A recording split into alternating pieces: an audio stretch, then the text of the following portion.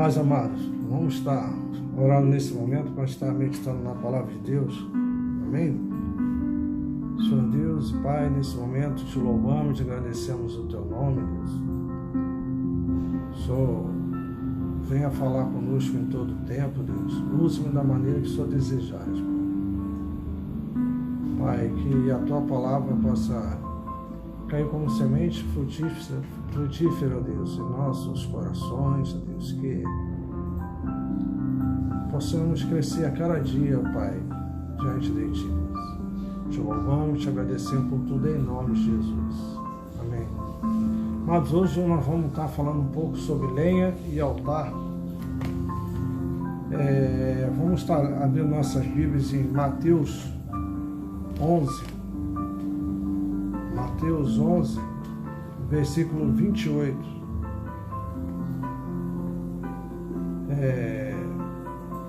Porque, querido, parece que muitas vezes nós chegamos até esse momento por um milagre, porque vivemos angustiados, cansados, algumas vezes sendo atacados, devido à situação que o mundo está passando, né? Mas Deus nos fala em Mateus 11, 28, vinde a mim, todos os que estáis cansados e oprimidos, e eu vos aliviarei. Amém, queridos? Esse é o momento em que os maiores milagres acontecem, quando nós permitimos que Ele entre com providência na nossa vida. E é isso que nós temos que fazer nesse momento. É isso que nós temos que estar chamando Deus para que Ele venha estar conosco nesse momento, para que nós tenhamos força para passar por isso. Amém, querido? Nós vamos ler em Levítico, capítulo 6, versículo 12 e 13. Livro de Levítico. Levítico 6, versículo 12 e 13. Ele diz assim, está vendo aqui? 6, 12 e 13. O fogo, pois, sobre o altar arderá nele, não se apagará, mas o sacerdote acenderá a lenha nele cada manhã, e sobre ele porá em ordem o holocausto, e sobre ele queimará a gordura das ofertas pacíficas. O fogo arderá continuamente sobre o altar, não se apagará. Quem aqui já acendeu um fogo, ele sabe muito bem que, para que ele não se apague, que nós temos que estar nos alimentando ele com algum tipo de combustível.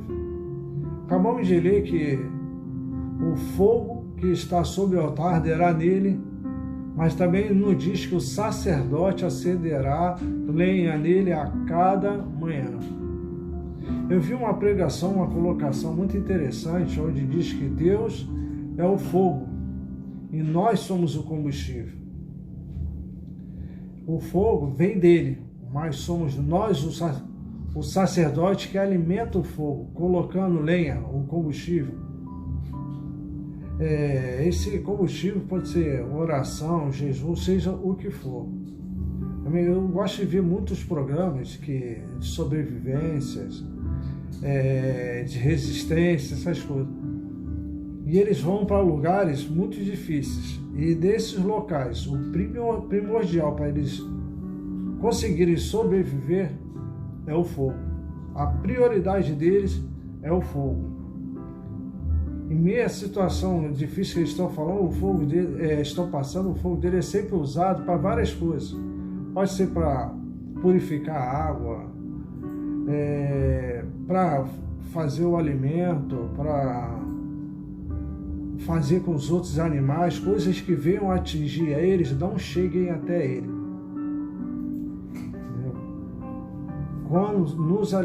Quando alimentamos o fogo de Deus com a lenha, que é a nossa oração, jejum, leitura da palavra, várias coisas que nós podemos estar usando como lenha, nossa fé é aquecida e nos afasta de coisas que nos atrapalham. E esse fogo, ele vai nos purificar. Em 1 Reis, um texto que é bem conhecido, 1 Reis, 18, do versículo 25 a 39. 1 Reis 18. Palavra onde fala do profeta Elias, que desafia os profetas de Baal. 1 Reis 18, versículo 25 a 39, diz assim: E disse Elias aos profetas de Baal: Escolhei para vós um dos bezerros e preparai-o primeiro, porque sois muitos, e invocai o nome do vosso Deus, e não lhe metais fogo. E tomaram o bezerro que lhes deram, e o prepararam, e invocaram o nome de Baal, desde a manhã até o meio-dia, dizendo: Baal, responde-nos. Porém nem havia voz, nem quem respondesse, e saltavam sobre o altar que se tinha feito. E sucedeu que, ao meio-dia, Elias zombava deles, e dizia: Clamai em alta voz, porque ele é um Deus. Pode ser que esteja falando, ou que tenha alguma coisa que fazer, ou que intente alguma viagem, porventura dorme, se dorme despertará. E eles clamavam em grande voz, e se retalhavam com facas e com lancetas, conforme o seu costume, até derramarem sangue sobre si. E sucedeu que, passado o meio-dia, profetizaram eles, até que a oferta de manjares se oferecesse. Porém não houve voz, nem resposta, nem atenção alguma. Então Elias disse a todo o povo: Chegai-vos a mim. E todo o povo se chegou a ele, e reparou o altar do Senhor que estava quebrado. E Elias tomou 12 pedras, conforme o número das tribos dos filhos de Jacó, ao qual veio a palavra do Senhor, dizendo: Israel será o teu nome. E com aquelas pedras edificou o altar em nome do Senhor. Depois fez um rego em redor do altar, segundo a largura de 2 medidas de semente. Então armou a lenha e dividiu o bezerro em pedaços, e o pôs sobre a lenha. E disse: Enchei de água 4 cântaros e derramai sobre o holocausto e sobre a lenha. E disse: Fazei-o segunda vez. E o fizeram segunda vez. Disse ainda: Fazei-o terceira vez. E o fizeram terceira vez. De maneira que a água corria ao redor do altar ainda até o rego encheu de água. Sucedeu, pois, que, oferecendo-se a oferta de manjares, o profeta Elias se chegou e disse: Ó Senhor, Deus de Abraão, de Isaque e de Israel, manifesta-se hoje que tu és Deus em Israel, e que eu sou teu servo, e que conforme a tua palavra fiz todas estas coisas. Responde-me, Senhor, responde-me, para que este povo conheça que tu, Senhor, és Deus, e que tu fizeste tomar o seu coração para trás.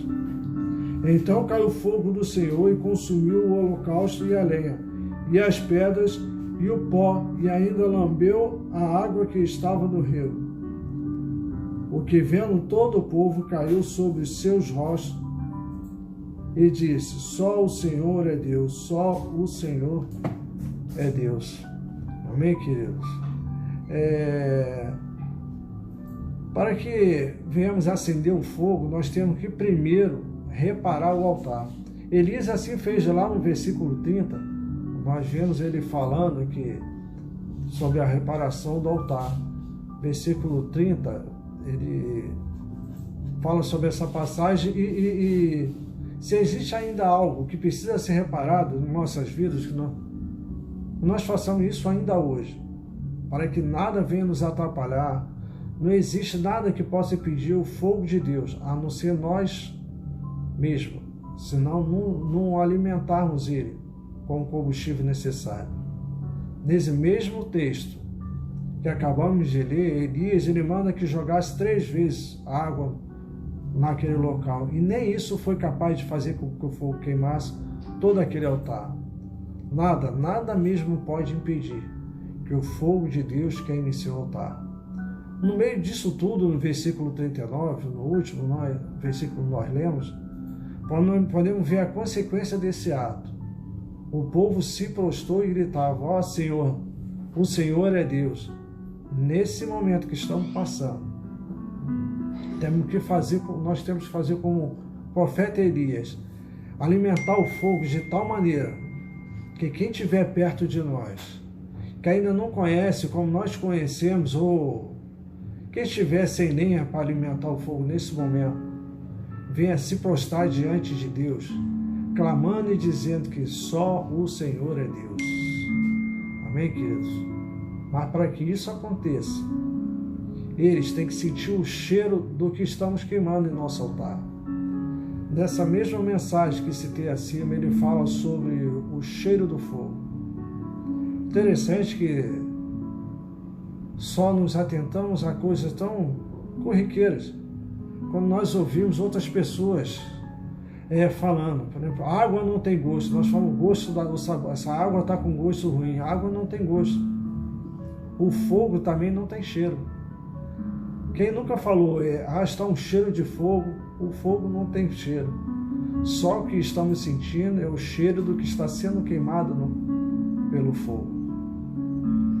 O fogo, dessa palavra que nós estamos meditando ovo, é o nosso relacionamento com Deus.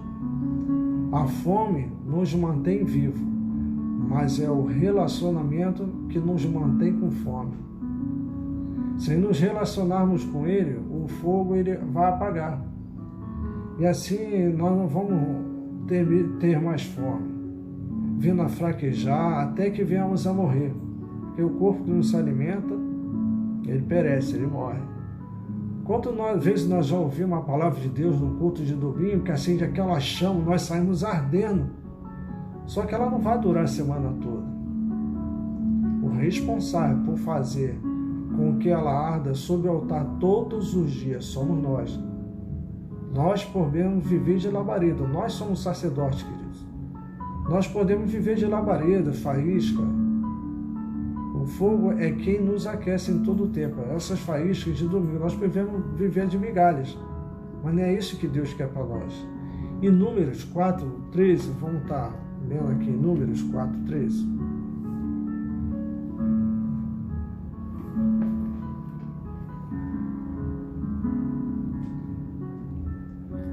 Números, capítulo 4, versículo 13. Ele nos diz assim: e tirarão as cinzas do altar, e por cima dele estenderão um pano de púrpura. Essas cinzas, amados, são o que sobra do que foi queimado. Quando você faz alguma fogueira, você vê que só sobra as cinzas. E diariamente da nossa convivência com Deus, nós vamos queimando nossa adoração a Deus, vamos, da maneira que for, e vão restando cinza. E essa cinza tem que ser tirada. Querido, existe dentro da igreja muitas pessoas que, como eu, viviam um tempo vivendo de cinza. Essas cinzas são os que sobraram do que foi queimado no nosso relacionamento durante muito tempo. E pensamos que estamos vivendo o melhor de Deus na nossa vida, mas na verdade nós estamos vivendo apenas de cinza. O melhor de nossa comunhão. E na verdade nós já temos vivendo de resto. Essa limpeza ela precisa ser constante, para que vivemos o melhor e o renovo diário de Deus, porque Deus a palavra de Deus se renova a cada manhã. Deus tem um renovo diário para as nossas vidas. Então, o responsável por essa limpeza somos eu e você. Nós somos os únicos que podemos alimentar esse fogo através de arrependimento, comunhão, leitura da palavra, jejum. Algumas pessoas nesse momento podem estar falando que não tem força para isso, ou não tem fé. Vou lembrar que você não está sozinho, querido. Deus é contigo, eu sou contigo, pastor. Na igreja nós somos um corpo. E Deus ele vai usar quem ele achar que deve usar, da maneira que ele achar. Basta que você continue lutando. Basta que Você que esteja cada dia, cada manhã renovando as suas forças, se entregando a Deus da maneira necessária, queimando, alimentando o fogo, que esse fogo vai queimar de tal maneira que tudo aquilo que você esteja passando vai se tornar muito mais fácil, porque Ele vai ser contigo. Basta que nós tenhamos fé. Querido, fé, ele é igual a acreditar e confiar. Em Provérbios 3, de 5 a 6, ele nos diz assim, Provérbios,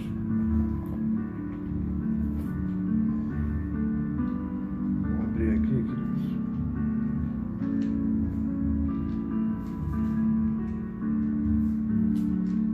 Provérbios 3, de 5 a 6, diz assim: confie no Senhor de todo o seu coração e não se apoie em seu próprio entendimento. Reconheça o Senhor em todos os seus caminhos e Ele endireitará as suas veredas. Queridos, descanse em Deus, confie em Deus. Esse momento vai passar, mas para isso nós devemos estar cada vez mais firmes, mais aquecidos, porque Deus nos chama para que nós estejamos nesse momento incendiando essa nação.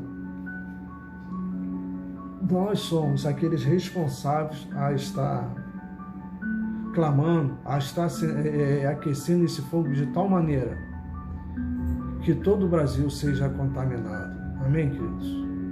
Que Deus esteja com você nesse momento, abençoando. Obrigado por estarmos, Deus, mais uma vez aqui compartilhando a Tua palavra. Obrigado, Senhor.